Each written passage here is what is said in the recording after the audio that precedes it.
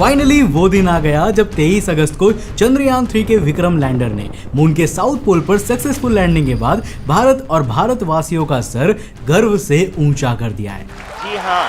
आप अपने स्क्रीन पे देख सकते हैं कि हम लैंडर मॉड्यूल।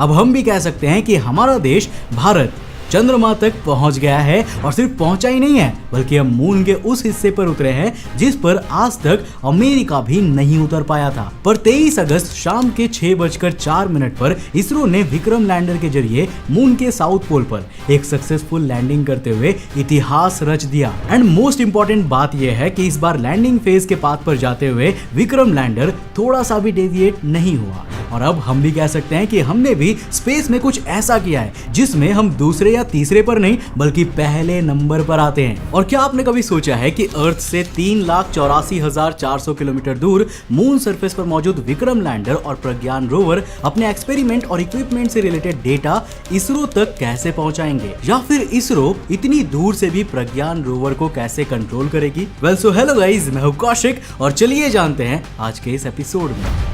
बट ये बात काफी हैरान कर देती है कि मून के साउथ पोल पर लैंड कर चुका विक्रम लैंडर 3,84,000 किलोमीटर दूर से भी इसरो के IDSN नेटवर्क से कांटेक्ट बनाए हुए है और लगातार एक्सपेरिमेंट के इंफॉर्मेशन भेज रहा है। Let's explore the historical journey of Chandrayaan 3 from earth to moon's surface. तो 14 जुलाई को LVM-3M4 रॉकेट से चंद्रयान 3 को सक्सेसफुली लॉन्च किया गया, जहां लॉन्च के केवल 20 मिनट बाद ही इसरो के इस ताकतवर रॉकेट ने इसे अर्थ के precise 170 by 36,500 kilometre elliptical orbit में डिप्लॉय कर दिया। जिसके बाद सबसे पहले चंद्रयान 3 ने धीरे धीरे अपने ऑर्बिट को और बड़ा किया और फाइनली 1 अगस्त को ये लूनार ऑर्बिट इंसर्शन परफॉर्म करते हुए अर्थ के ऑर्बिट से बाहर निकलकर अपनी डेस्टिनेशन मून की ओर बढ़ गया, जहां फिर 5 अगस्त को ये मून के 173 बाय 41,762 इलेप्टिकल ऑर्बिट में पहुंचा और फिर इसने दोबारा अपने इलेप्टिकल ऑर्बिट को छोटा किया, और जब इसका ऑर्बिट 153 बाय 163 तक पहुंच गया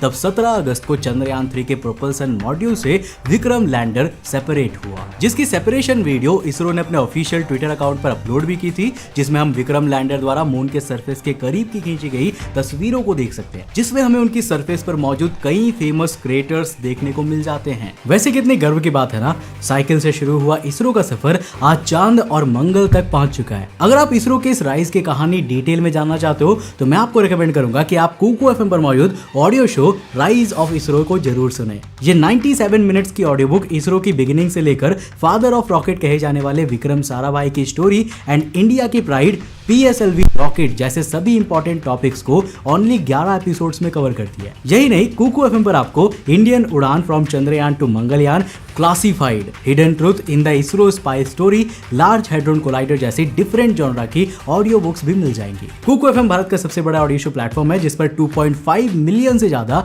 एक्टिव पेड सब्सक्राइबर्स हैं, और हर महीने इस पर 4200 घंटों का नया कंटेंट अपलोड हो रहा है। काफी समय से मैं भी पर्सनली कुकू FM को इस्तेमाल कर रहा हूँ एंड बिलीव मी, इसके रिजल्ट्स अमेजिंग है, जिससे मेरी लाइफ में कई पॉजिटिव चेंजेस आए हैं। 2.5 मिलियन से ज्यादा पेड सब्सक्राइबर्स कुकू FM के 4200 प्लस आवर्स के कंटेंट को यूज कर रहे हैं, और साल 2023 में अभी तक 45 लाख आवर्स का कंटेंट प्ले हो चुका है, मतलब 1.5 लाख आवर्स का कंटेंट डेली। और अब very first time Kuku FM मेरे अंतरिक्ष टीवी सब्सक्राइबर्स को फर्स्ट मंथ में फ्लैट 50% ऑफ दे रहा है, यानी 99 रुपए का सब्सक्रिप्शन केवल 49 रुपीज में मिल जाएगा। तो जल्दी से डाउनलोड करो Kuku FM, link description box में है। Now coming back to the topic. और फिर इसने अपनी जर्नी मून के साउथ पोल की ओर स्टार्ट की। 23 अगस्त को 6:04 पर विक्रम लैंडर ने मून के साउथ पोल पर सक्सेसफुली लैंडिंग कर दी, और इस तरह इसरो ने मून के साउथ पोल पर सक्सेसफुली लैंडिंग करने के बाद इतिहास रच दिया। चलिए अब आते हैं अपने दूसरे सवाल पर। How does Chandrayaan 3 communicate with ISRO? तो देखो, चंद्रयान 3 और इसरो के डीप स्पेस नेटवर्क के बीच communication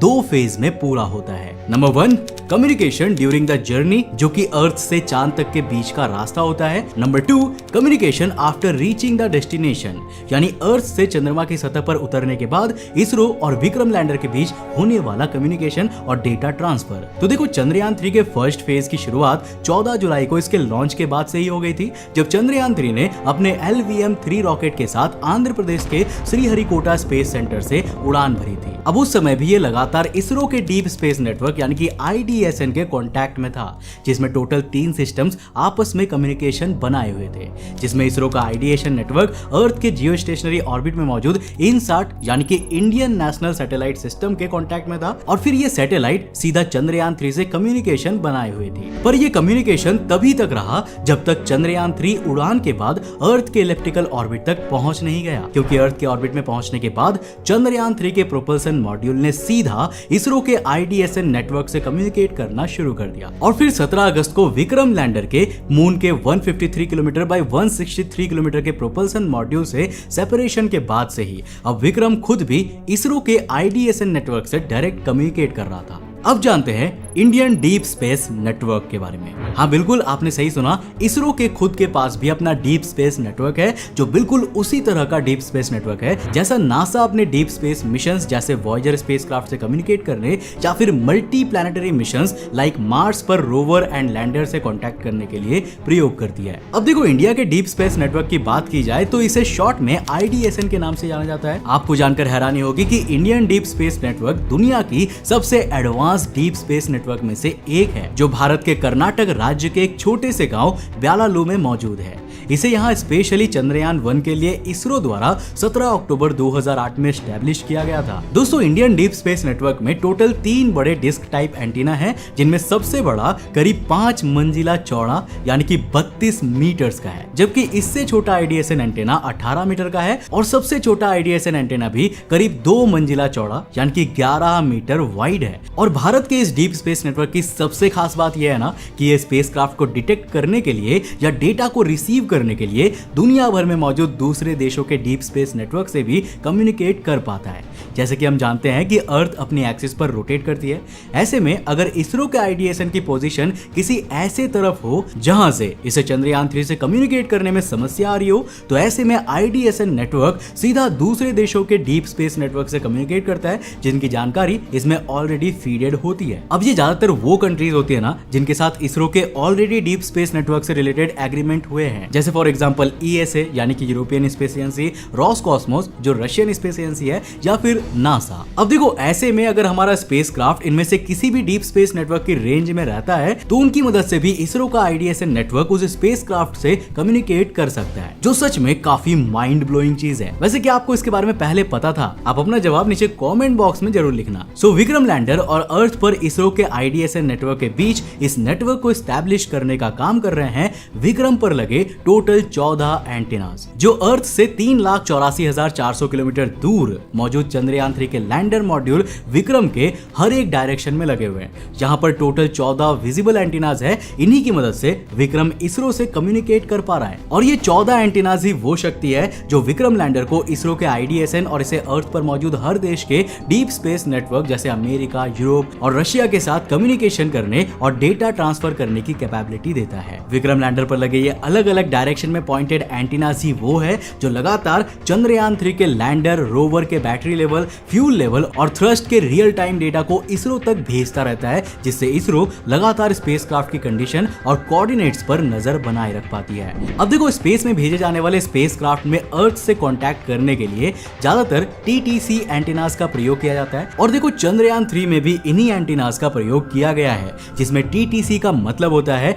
telemetry tracking command antenna, जहां टेलीमेट्री का मतलब ऐसे एंटीना से होता है जो स्पेसक्राफ्ट की health, battery level, fuel level, thrust level का सारा डेटा स्पेस एजेंसी के डीप स्पेस नेटवर्क तक भेजता है। अब ट्रैकिंग एंटीनास, जैसा कि नाम से ही पता चल रहा है कि ये एंटीनास स्पेसक्राफ्ट की ट्रैकिंग रिलेटेड डेटा को स्पेस एजेंसी के साथ रियल टाइम पे शेयर करता रहता है, जैसे एग्जैक्ट वेलोसिटी और करंट लोकेशन क्या है। और अगर आपने भी साल 2019 में चंद्रयान 2 की लैंडिंग वाला वो लाइव ग्राफ देखा है ना, तो वो ग्राफ भी चंद्रयान 2 के लैंडर द्वारा सेंड किए गए रियल टाइम टेलीमेट्री डेटा पर ही बेस्ड था। इसीलिए लैंडर के मून सरफेस पर क्रैश होने के बाद उसके एंटीनास के डिस्ट्रॉय हो जाने पर लैंडर से डेटा मिलना बंद हो गया और हमारा कम्युनिकेशन लॉस्ट हो गया था। अब देखो, इसके बाद आता है कमांड एंटीना, और ये वर्ड ही सिंपल है कि ये एंटीना एक रिमोट कंट्रोल की तरह है जो स्पेस एजेंसी द्वारा भेजी गई कोई भी कमांड को स्पेसक्राफ्ट में रिसीव करने और अप्लाई करने का काम करते हैं। फॉर एग्जांपल, अगर कभी इसरो खुद चंद्रयान 3 की डायरेक्शन या स्पीड को चेंज करना चाह रहे हैं,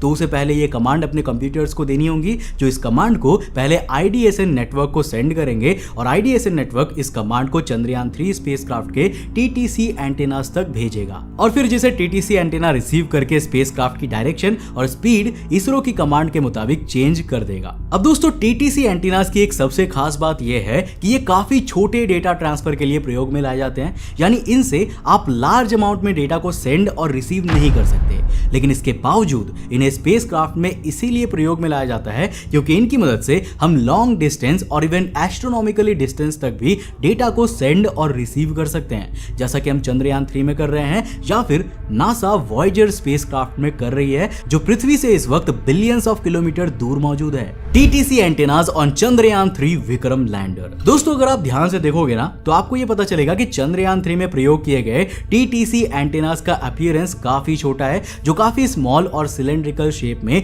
मेजरली 2 के पेयर्स में विक्रम लैंडर के अलग अलग डायरेक्शन में लगे हुए हैं, जिसमें विक्रम लैंडर के फ्रंट डोर और बैक साइड पर 2 TTC पेयर एंटेनास लगे हुए हैं। अब ये पेयर्स में इसीलिए है क्योंकि इन दोनों में से एक TTC एंटेना इसरो के IDSN से आने वाले डेटा या फिर कमांड को रिसीव करता है, जबकि दूसरा लैंडर द्वारा कलेक्ट किए गए डेटा या फिर लैंडर से रिलेटेड कोई भी दूसरी डिटेल्स को इसरो के IDSN नेटवर्क तक भेजने का काम करता है। वैसे अगर आपने कभी विक्रम लैंडर के 3D मॉडल को ध्यान से देखा होगा तो आपको विक्रम लैंडर के बिल्कुल ऊपर टॉप में 3 TTC एंटीनास लगे हुए दिखाई देंगे, जिसको देखकर मन में ये सवाल जरूर आता है कि जब सभी साइड्स में लगे TTC एंटीनास 2-2 के पेयर्स में है तो इसके टॉप पर ये एक्स्ट्रा तीसरा एंटीना क्यों लगा है? और सवाल बिल्कुल सही भी है क्योंकि सही मायने में ये एक्स्ट्रा थर्ड एंटीना इसरो का ना कोई इंफॉर्मेशन सेंड करता है और ना ही कोई इंफॉर्मेशन रिसीव करता है, बल्कि इसका एक बिल्कुल different but most important work है और वो है मून सरफेस पर घूमते हुए एक्सपेरिमेंट कर रहे